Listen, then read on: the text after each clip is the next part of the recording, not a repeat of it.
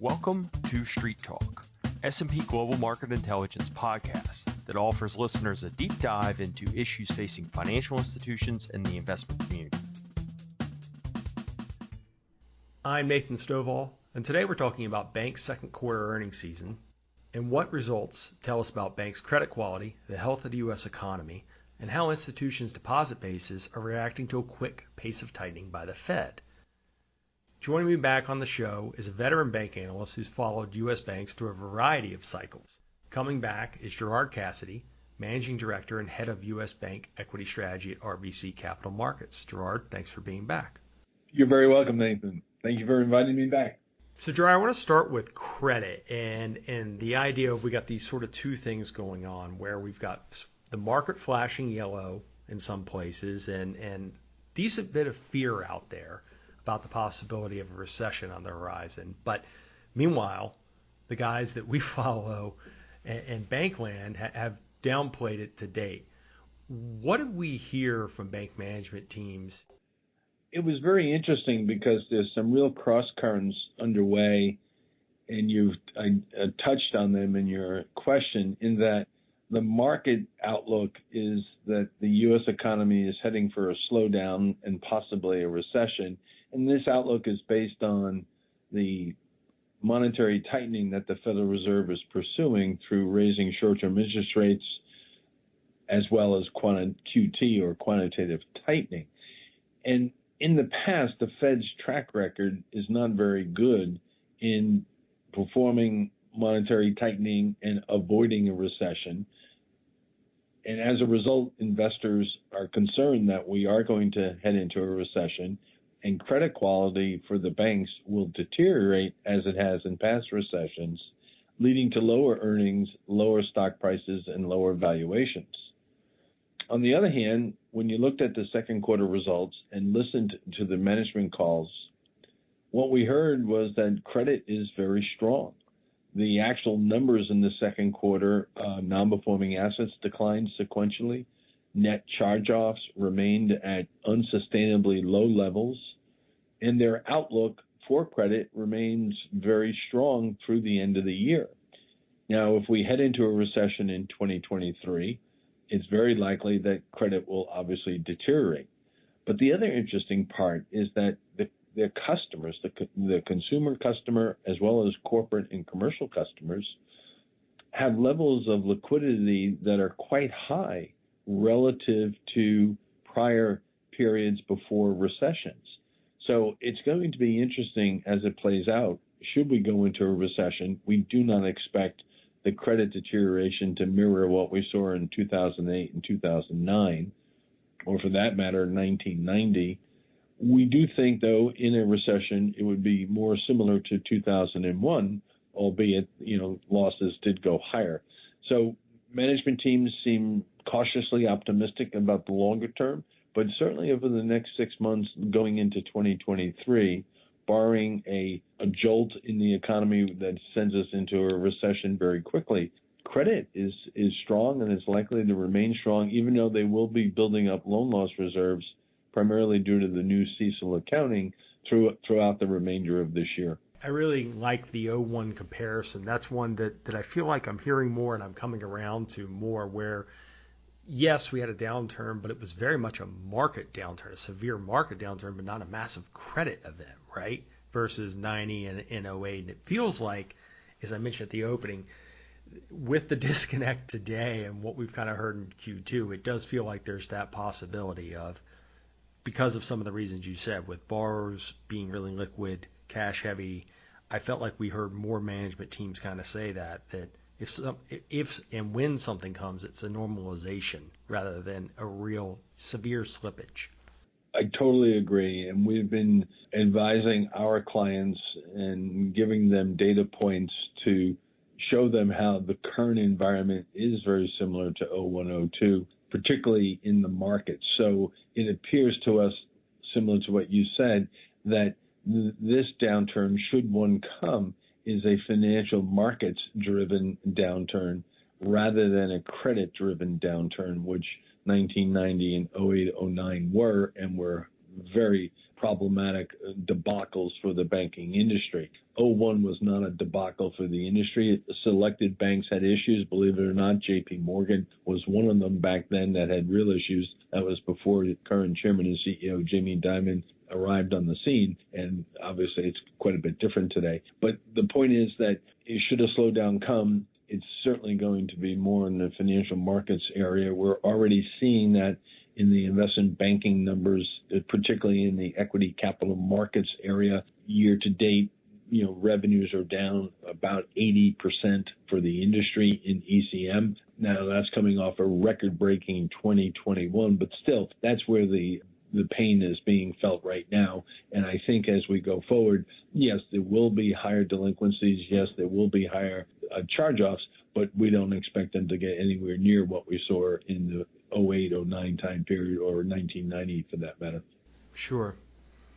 Do you think that the numbers we saw come in and some of the commentary that we heard from bank managers alleviated some of those concerns that are out there on the street? I mean, the most bearish folks seem like that they might not change their mind until it's way overdone and we're 3 years down the road. But in terms of sort of most bank investors that you speak with, do you think some of the fears that are out there about a potentially deep recession occurring, that banks were able to calm some of those fears? I would say that on the margin, yes. I would suggest that, a few folks that were wavering on whether, they should go into bank stocks or, whether we're going to see some real problems in credit kind of came off the ledge. You do have your deep-rooted bears on the banks that, they weren't changed, they didn't change their position based on second quarter results. That being said, though, you take a look at the ETF flows into the financials, whether it's the KRE, which is a bank index, or the KBW bank index, and the money flows as well for XLF, which is the broad financial services ETF. The money flows have been negative now for at least 2 to 3 months, and it's still negative even as recently as last week during when the numbers came out. So investors are not really putting their money where their mouth is yet in terms of buying the banks. Yes, managements were upbeat, but it was not it wasn't convincing the general public, in my opinion, as evidenced by the ETF money flows. Mm-hmm. What do you think we'll need to see? I mean, maybe just staying with credit. Maybe there's other things, though, to bring some of those folks back to the group, or at least get more constructive on the group. I think a couple of things. First, the Fed ending its monetary tightening policies because they've slayed consumer price inflation. That's going to take some time, and we don't know how far they're going to need to go on raising short-term interest rates to slay inflation. But the moment the market has figured out that they're near the ending of increasing rates, there's a greater probability of the country not going in a recession, and therefore the credit issues will not surface. The second, I would say, is almost as if we do go through a economic downturn and the banks show their resiliency, and many of the banks that went to the edge in '08, '09 are Regions Financial, a Key Corp, a Fifth Third, or Bank America, are examples of companies that want to prove to investors that even in a downturn, they didn't, fall back to their old habits of what happened in those prior downturns. And that will prove to investors that, yes, the banks can make it through a cycle and not be forced to cut dividends or eliminate dividends because they rack up such substantial losses in a recession. So it's one, the Fed stops raising rates and we avoid a recession, or two, we go through a recession and the banks just do so much better getting through it than they did in those prior downturns, then people will come on board. Is it too basic to say it might be a little bit of a show me story, whether it's the Fed or that portfolios hold up? Oh, I think you're right on. I think it is a show me story. And we've talked to a number of investors since the end of April, visiting clients around the globe, actually, not just here in the U.S. And I could tell you that many of the long-only investors that we have spoken to are taking the attitude, I want to wait this out for 6 months. And when I see evidence that, the banks are not going to collapse in a downturn, should a downturn materialize, that's when I'll start to consider or jump into the bank. So it's clearly a show me story, no doubt about it. I want to transition to sort of the other big piece.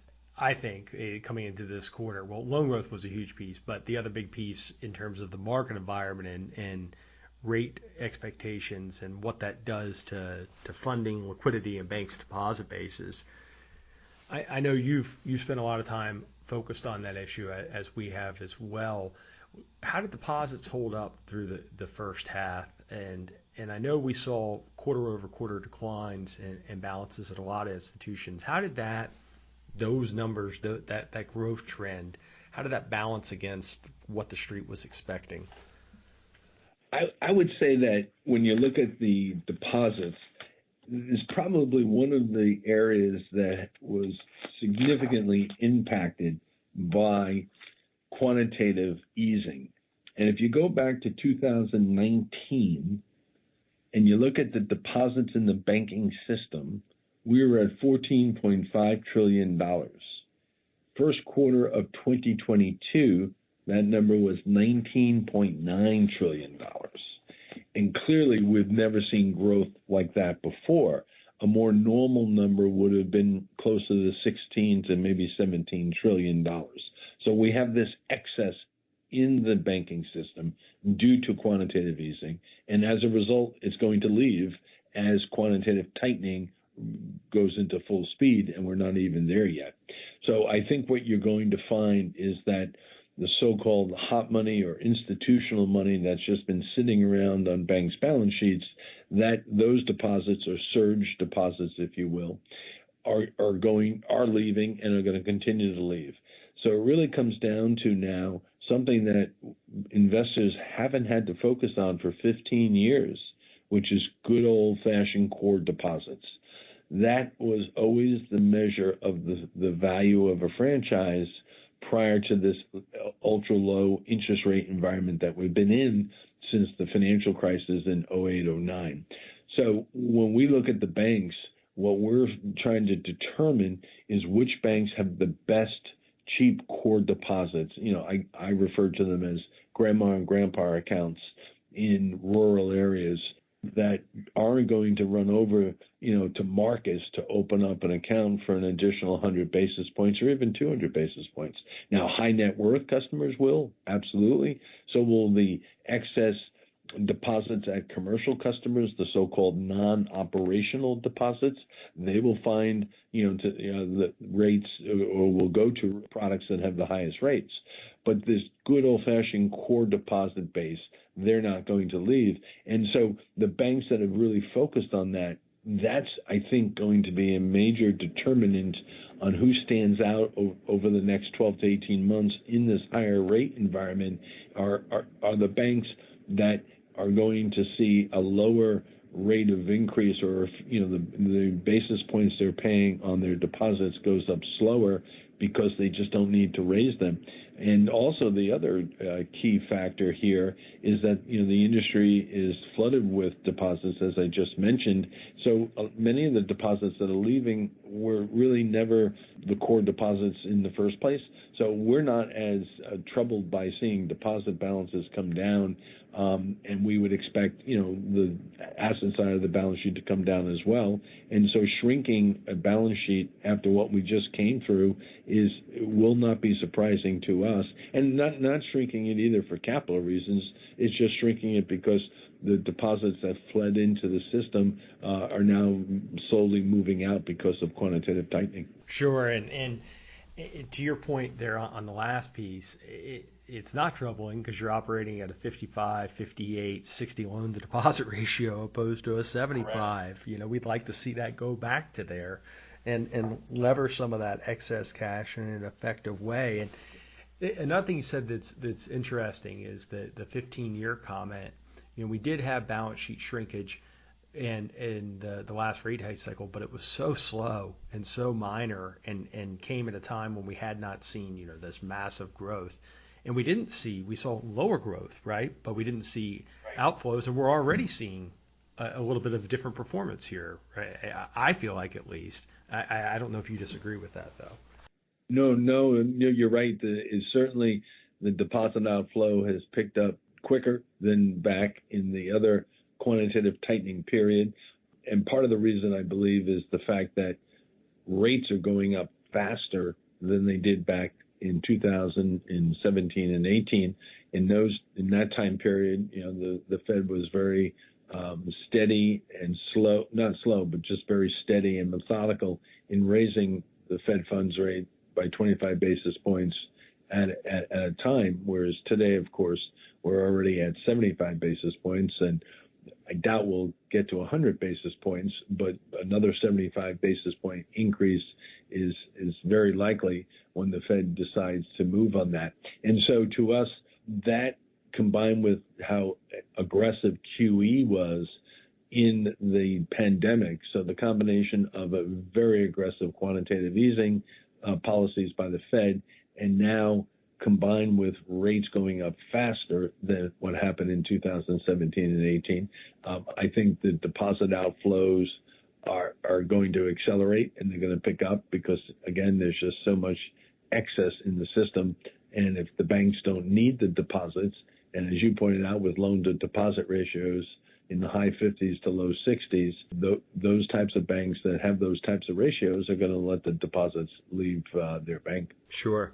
On the rate sensitive piece, with the rate increases we've seen today, it seems like betas, the measure of what percentage of change in rates they have to pass on the customers, have been pretty low thus far. I mean, there's been some differentiation from bank to bank, but across the board it seemed pretty low. But the thing that I felt like I heard a little bit of is maybe a little better than expected, but we think they're going to rise in the back half of this year. One, did you come away with a similar takeaway?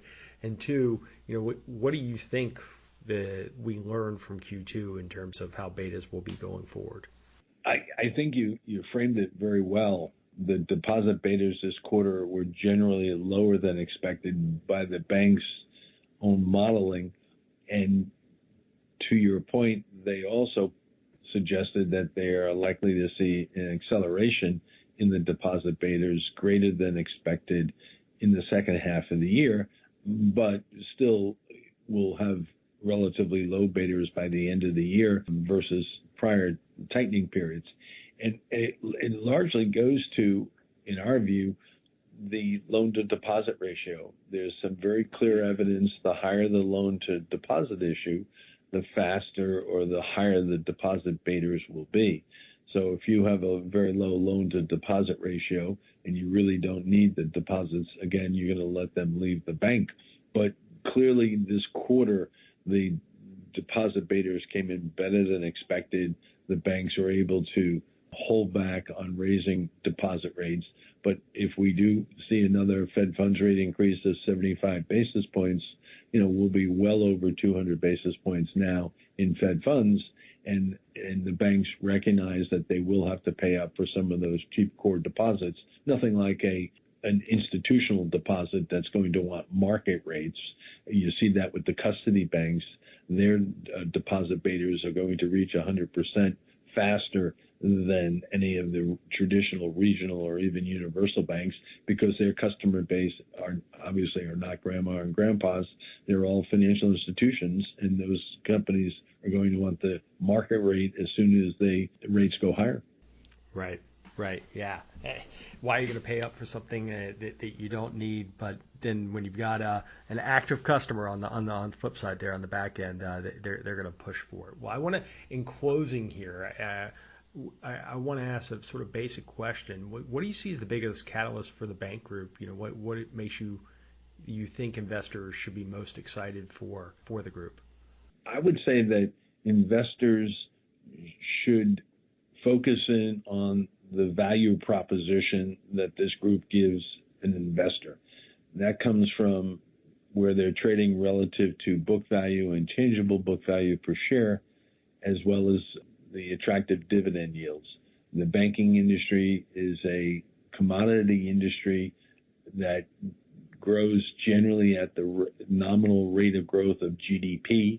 Now, smaller regional banks, if they just focus on areas such as Texas or Florida, will certainly exhibit stronger growth than some of our biggest banks, like a Bank of America, who grows at nominal GDP generally. So what we would say is that if you can look through the cycles and look for the opportunities on days where the market trades off and banks trade off with it, it could be the real opportune time to buy some of the well-managed banks that are funded with cheap core deposits that are offering dividend yields, between 3 and 4%, some even above 4%, with the expectation that when the all clear signal comes and the economy is back on firing on all cylinders, what we'll see is, these stocks trade back up to their post-financial crisis highs of about 1.6 times book value and 2 times tangible book value. Currently, we're trading at about 1.1 times book and about 1.5 times tangible book value. So there is upside, but the catalyst is really going to be that, people are going to have to feel more confident that the country is not going to go into a severe recession. And if we go into a mild recession, they have to be confident that the banks are going to come through it in much stronger shape than they've come through other recessions. And once those lights go green, that's what's, I think, people are going to pile into the banks at that time. So oversummarizing it, they're almost trading like they've got a hole in their balance sheet right now. They won't get that discount removed until the all clear is there. But in the meantime, you can clip off some attractive dividends and then get the sweetener on the back end once that green light is there. I would totally agree with that. Absolutely. Well, fantastic, Gerard. Thank you so much for coming on and sharing your thoughts on the group and the broader economy. No, you're very welcome, and thank you for having me back. Thank you, Nathan.